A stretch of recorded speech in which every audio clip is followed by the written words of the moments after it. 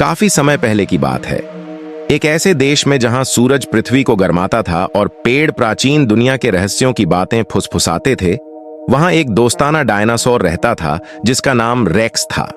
Racks दूसरे डायनासोरों जैसा नहीं था जो डायनासोर वैली में रहते थे, जहां ज्यादातर डायनासोर शिकार करने या छिपने में व्यस्त थे। रेक्स को नए दोस्त बनाने और घूमने फिरने का शौक था। उसका दिल उसकी दहाड़ों जितना बड़ा था और उसके पास एक जिज्ञासु मन था जो रोमांच की तलाश में रहता था।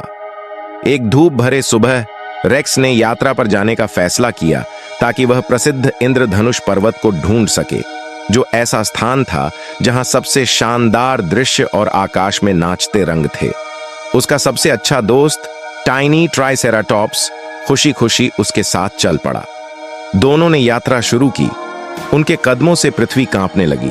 जैसे जैसे वे घने जंगल में बढ़े, उन्होंने एक वेलोसिरैप्टर से मुलाकात की जिसका नाम स्पाइक था, जो अपनी तेजी और चतुराई के लिए जाना जाता था। रेक्स, तुम कहां जा रहे हो? स्पाइक ने अपनी आंखों में एक दोस्ताना चमक के साथ पूछा। हम इंद्रधनुष पर्वत देखने जा रहे हैं, रेक्स ने उत्साहित होकर जवाब दिया।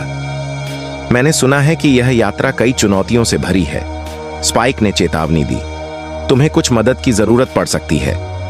यह सुनकर स्पाइक भी उनकी यात्रा में शामिल हो गया और वे आगे बढ़े, घुमावदार नदियों, चट्टानी चोटी और विशाल घास के मैदानों से होते हुए। रास्ते में उन्होंने एक खोई हुई प्लीसियोसॉरस से मुलाकात की जिसका नाम पर्ल था, जो समुद्र वापस जाने का रास्ता ढूंढ रही थी। रेक्स, जो एक दयालु डायनासोर था, ने पर्ल को मदद का प्रस्ताव दिया। बदले में वह उन्हें अपनी घाटियों का ज्ञान दे सकती थी। जैसे जैसे दोस्त अपनी यात्रा जारी रखते गए, उन्होंने एक दूसरे से हंसी मजाक और कहानियां साझा कीं और हर कोई दूसरे से कुछ न कुछ सीख रहा था।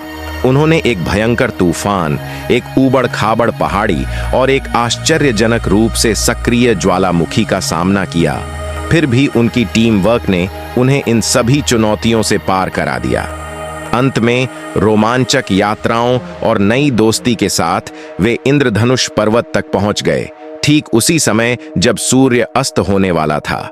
आसमान रंग बिरंगे रंगों से भर गया और एक भव्य दृश्य बना। यह जितना उन्होंने कल्पना की थी उससे कहीं अधिक सुंदर था और वे एक साथ बैठकर उस चमत्कारी दृश्य को देखते रहे। उस पल में रेक्स ने महसूस किया कि जबकि दृश्य अद्भुत था, असल में वह दोस्त और यात्रा के दौरान बनाई गई यादें थीं जो सबसे महत्वपूर्ण थीं।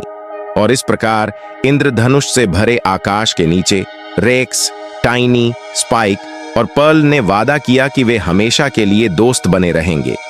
और इस वादे के साथ रंग बिरंगी यात्राओं और मजबूत होते संबंधों के सपनों में डूबे हुए वे सभी उन सितारों के नीचे सो गए जो डायनासोर की भूमि में थे, जहां कल्पना कभी खत्म नहीं होती।